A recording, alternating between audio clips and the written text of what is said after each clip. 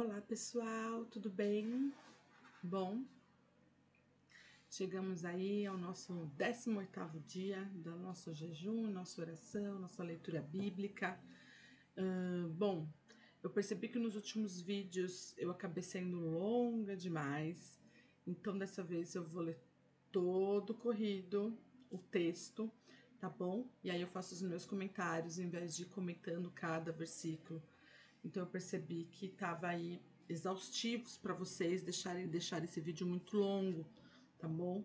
Eu acho que a gente acaba se empolgando e depois pega um estudo aqui, pega outro estudo ali, aí também quero colocar, a gente acha que é bom e não, né? Eu acredito que seja, mas o propósito é a gente deixar esses vídeos de 10 a 15 minutos.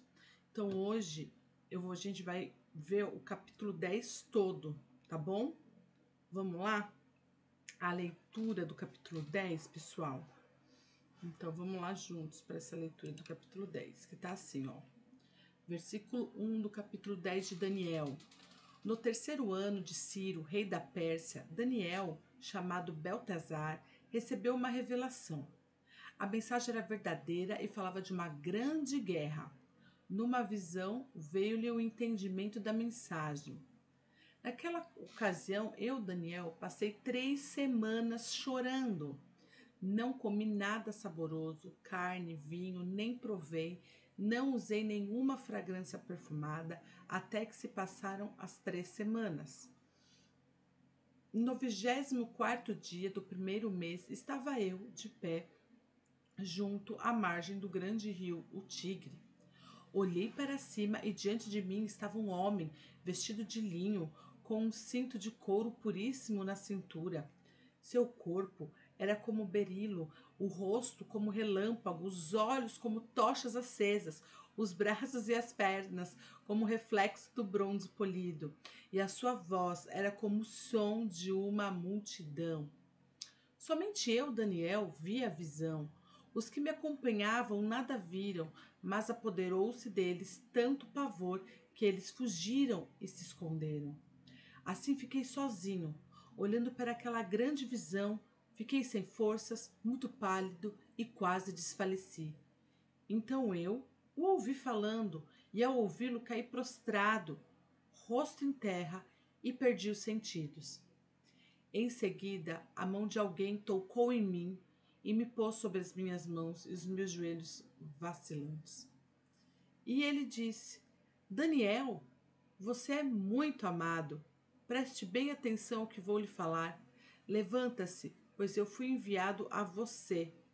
Quando ele me disse isso, pôs-me de pé, tremendo. E ele prosseguiu: Não tenha medo, Daniel. Desde o primeiro dia em que você decidiu buscar entendimento e humilhar-se diante do seu Deus, suas palavras foram ouvidas. Eu vim em resposta a elas. Mas o príncipe do reino da Pérsia me resistiu e 21 dias.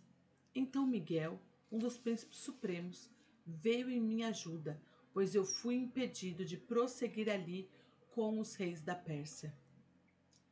Agora vim explicar-lhes o que acontecerá ao seu povo no futuro, pois a visão se refere a uma época futura. Vamos lá. Enquanto ele me dizia isso, prostrei-me com o rosto em terra, sem conseguir falar. Então um ser que parecia um homem tocou nos meus lábios e eu abri a minha boca e comecei a falar. E eu disse àquele que estava de pé diante de mim: Estou angustiado por causa da visão, meu senhor, e quase desfaleço. Como posso eu, teu servo, conversar contigo, meu senhor? Minhas forças se foram e o mal posso respirar.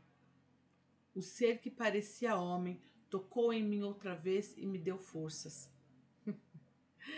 Ele disse: Não tenha medo, você que é muito amado, que a paz seja com você. Seja forte, seja forte. Dito essas palavras, senti-me fortalecido e disse: Fala, meu senhor, visto que me deste forças. Então ele me disse: Você sabe por que vim? Vou ter que voltar para lutar contra o príncipe da Pérsia e logo que eu for, chegará o príncipe da Grécia. Mas antes lhe revelarei o que está escrito no livro da verdade. E nessa luta ninguém me ajuda contra eles, senão Miguel, o príncipe de vocês. Pessoal, aqui a gente vê que tem muitas coisas acontecendo, né? Uma das coisas que me chama atenção a todo momento é o quanto aqui novamente Daniel é chamado de meu amado. Novamente a gente vê aqui o quanto Daniel, né, que traz essa questão da força dele ser revigorada espiritualmente diante de uma visão no qual ele estava tendo. Então aqui a gente vê que as coisas futuras, de coisas que estão para acontecer, novamente há uma revelação aqui envolvida, né? Então aqui a gente pode dizer, né, do 21, eu vou ler só a explicação aqui do versículo 21, que eu acho que, né, aqui do 26, opa, desculpa, pessoal, é do 21 mesmo, tá? Do 20, que fala assim, parece que nesse momento do 20, tá, pessoal? Parece que nesse momento, mais uma vez, Gabriel remota a conversa. Agora, pois, tenho que voltar a pelejar contra o príncipe da Pérsia.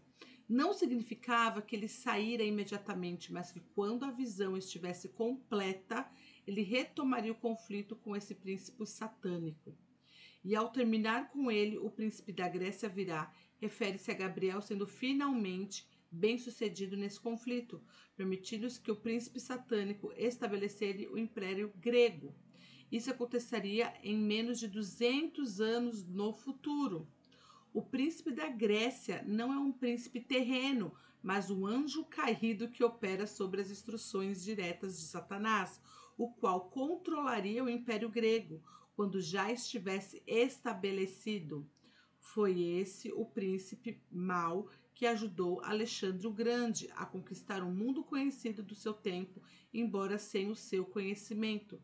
Esse príncipe agora está confinado no abismo, mas será solto nos últimos dias para ajudar o anticristo, lá em Apocalipse 17.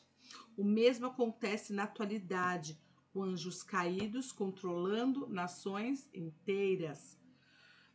Pessoal, e aqui vou ler uma partezinha aqui, né, da nossa explicação expositiva aqui para o versículo 21, que, né, fala o quê? Sobre a escritura da verdade, tá aqui escrito nesse versículo 21, ele se refere ao quê? Ao sonho que foi dado originalmente a Nabucodonosor. Voltamos ao sonho de Nabucodonosor, que mostrou esses impérios, além de duas visões já dadas a Daniel como observadas, né? E não há ninguém que se esforce comigo contra aqueles que, a não ser Miguel, fosse príncipe. Indica a verdade de que, assim como esses anjos caídos reinavam supremamente sobre certos impérios, Miguel servia na mesma posição sobre Israel e, de fato, ainda o faz. Pessoal, vemos aqui, né, esses mistérios que a gente vê sobre o reinado mesmo, né, a questão do anticristo, o quanto Satanás, né, ele já foi vencido através da cruz, mas aí será concluído isso quando Jesus voltar, né, através da segunda vida, e nós vivermos na eternidade, estará concluído, vivermos na eternidade com Cristo, né? Então, assim, a gente vê, como aqui falou, todos aqui, né, a gente vê que todas as ligações desses sonhos, dessas visões que Daniel acaba tendo. Então, assim, que a gente possa, de fato, pedir discernimento para o Senhor. E agora eu não vou falar das coisas futuras, da época da tribulação, da grande tribulações, das perseguições que nós passamos, mas eu vou aqui junto com vocês, que a gente possa ter discernimento no Senhor sobre as coisas espirituais. Então a gente possa ter discernimento no Senhor sobre aquelas coisas no qual o Senhor deseja fazer. Que a gente possa de fato pedir força e discernimento ao Senhor sobre as coisas espirituais, que a gente possa olhar para aquilo que o Senhor deseja realizar, que nós possamos estar conectados com o Pai para entender, né, essa linha do tempo que Deus tem para nós, no qual do que de fato tem acontecido e o que eu e você, Maratona Jovem, Primeira Igreja Batista da Lapa, o que isso tudo tem a ver com nós. Isso quer dizer que o Senhor está sim nos ativando, o Senhor está sim nos trazendo, né, um olhar, sim, crítico e através do discernimento do Espírito, para que nós possamos estar atentos e principalmente estar o adorando e principalmente nos mantendo firme nele, né, para que de fato ele continue sendo adorado, que pessoas possam conhecê-lo, para que a gente continue na missão. Então, assim, ao ler Daniel, ler essa parte, né, essa revelação, mais uma revelação aqui para Daniel, e eu falei para vocês que hoje eu não ia pegar aí muito, né, nesses detalhes da revelação, peguei só os 2 últimos versículos, porque também não tinha como passar em branco, né, pessoal? Mas, assim, o quanto que nós precisamos estar atentos, né? Então, assim, o quanto que nós temos orado, o quanto que nós temos servidos ao Pai, né? E feito a diferença.